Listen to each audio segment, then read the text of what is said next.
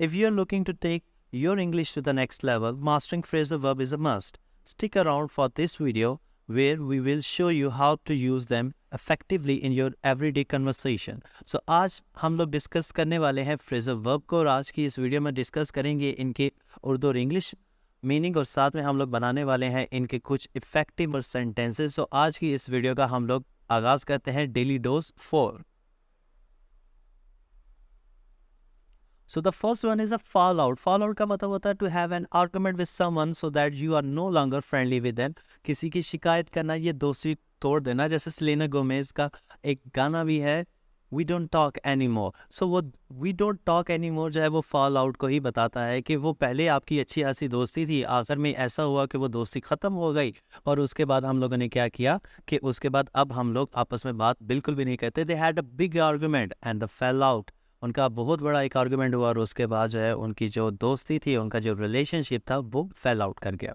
For good का मतलब होता है परमानेंटली। अब फॉर गुड जब हम लिख रहे होते हैं तो हमें ऐसा मीनिंग आता है कि इसका मतलब ये होता होगा कि किसी अच्छाई के लिए, but it's actual meaning is permanently, हमेशा के लिए। I am moving to the Europe for good. आप इसको डिफरेंटली भी कर सकते हैं, I am moving to Australia for good.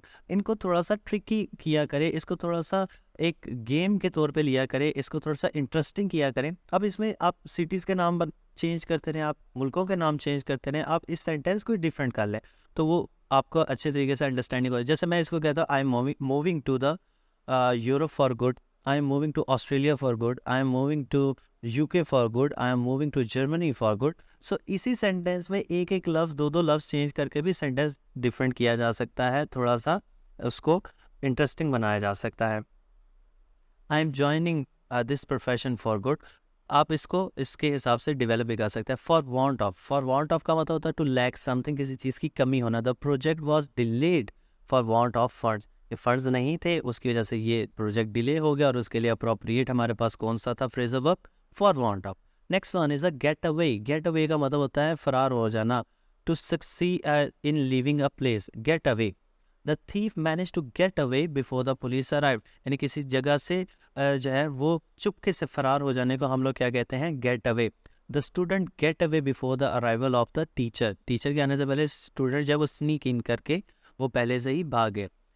Gate of gate of का मतलब क्या होता है, गेट अवे का मतलब फरार हो जाना, गेट ऑफ का मतलब होता है किसी चीज़ पे, जैसे आप किसी जर्नी पे थे, किसी ट्रेन पे थे या किसी बाइक पे थे तो उससे उतरने को हम लोग क्या कहते हैं, उसको हम लोग कहते हैं get off. We need to get off the bus at the next stop, यानी इस बस से उतरना है तो उसके लिए हम लोगों को क्या लगाना पड़ेगा, phrasal verb get off. Next one is a get on. Get on का मतलब ये नहीं होता उसके ऊपर, किसी गाड़ी के ऊपर दोबारा से चढ़ना, जैसे गेट ऑफ का मतलब है किसी गाड़ी से उतरना, लेकिन गेट ऑन का मतलब होता है move forward. He needs to get on with his work, you should move on and get on in this process. So हम इसको किसी भी चीज़ को छोड़ के आगे बढ़ने को हम लोग कहते हैं गेट ऑन। गेट ओवर का मतलब होता है to return to your usual state, किसी चीज़ से बाहर वापस आ जाना।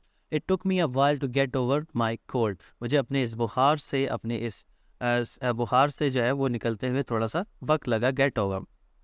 गेट रीड ऑफ, ये बड़ा इजी सा है, ये डे टू डे लाइफ में हम लोग इस्तेमाल भी करते हैं कि यार you should get rid of the bad habits, या इसको हम कहते हैं कि she wanted to get rid of our old clothes, वो पुराने उसके पास सूट पड़े हुए थे, उन सूट्स को उसने जो है उससे छुटकारा हासिल करना चाहा, तो उसके लिए हम लोग कहते हैं गेट रीड ऑफ, किसी चीज़ से निजात हासिल करना। गिव बैक का मतलब होता है किसी को रिटर्न कर देना, वापस कर देना। Can you give back the book I lent you, क्या मुझे वो किताब वापस कर देंगे जो मैंने आपको दी थी। ये हमारे सब कॉन्टिनेंट में, इंडिया पाकिस्तान में ये चीज़ बहुत ज़्यादा कॉमन है कि आप अपने किसी को पैसे भी दिए ना, वो वापस मांगते हुए हमें शर्मिंदगी हो जाती है। तो वो सवाल आप ये कह रहे हैं कि यार जो मैंने बुक दी थी, मैं तुम्हारी बुक नहीं अपनी बुक की बात कर रहा हूँ, जो मैंने बुक दी थी वही मुझे वापस कर दो, तो उसके लिए हम लोग क्या कहेंगे, गिव बैक। गिव इन का मतलब होता है हार मान लेना, एडमिट कर लेना कि आप हार चुके हैं। He refuse to give in to their demands. Second sentence भी हम इसका बना सकते हैं, you should not give in this matter, इस मैटर के अंदर जो है ना, इस मामले के अंदर तुमने हार मत मानना, तो उसके लिए हम लोग गिव इन का इस्तेमाल करते हैं। तो आज हमने डेली डोज 4 के अंदर डिस्कस किए हैं 10 फ्रेजल वर्ब, ताकि ये अंडरस्टैंडिंग आपकी बेटर हो सके। और इस वीडियो के अंदर इंटरेस्टिंग वे में हम लोगों ने डिस्कस किया है कि ये फ्रेजल वर्ब का इस्तेमाल कहाँ कहाँ पे किया जा सकता है। और अब हम इसकी प्रैक्टिकल एक्सरसाइज पे चलते हैं ताकि आपकी अंडरस्टैंडिंग इन फ्रेजल वर्ब्स के मतलब क्या है उसको जज किया जा सके। तो चलते हैं हमारी एक्सरसाइज की तरफ। So now we are on the daily dose for phrasal verbs, और आज इसकी प्रैक्टिकल एक्सरसाइज हम लोग करने लगे हैं, और इन एक्सरसाइज के अंदर करेक्ट फ्रेजल वर्ब हम लोगों को पुट करना पड़ेंगे, और इसके लिए कोलैबोरेशन डियर व्यूअर्स आपके साथ रहेगी. So the first one is they had a huge argument and decided to dash. उनका बहुत हीटेड आर्ग्यूमेंट हुआ है और उसके बाद उन्होंने डिसाइड किया. क्या डिसाइड किया? इसके लिए कौन सा हमारे पास आ जाएगा? फॉल आउट, कि उन्होंने आपस में जो है वो उस चीज़ को, ताल्लुक को तोड़ देने का सोचा. तो इसके लिए हम लोग क्या करेंगे? फॉल आउट का इस्तेमाल करेंगे. He left the country dash after being accused of the crime. उसने अपनी कंट्री ही छोड़ दी क्योंकि उस पर चोरी का जो है वो एक इल्ज़ाम लगा, क्योंकि उस पे एक चोरी का इल्ज़ाम लगा. तो उसके लिए हम लोग क्या करेंगे? फॉर गुड का इस्तेमाल करेंगे यहाँ पे. For good, appropriate phrasal verb यहाँ पे फॉर गुड हमारे पास आएगा. Next one is the project fail dash proper planning. Project इसलिए फेल हो गया क्योंकि प्रॉपर प्लानिंग नहीं थी. For want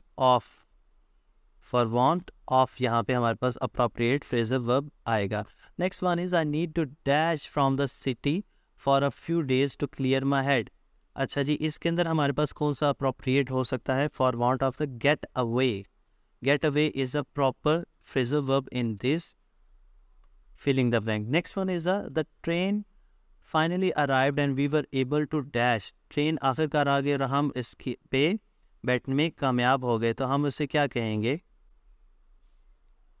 get of.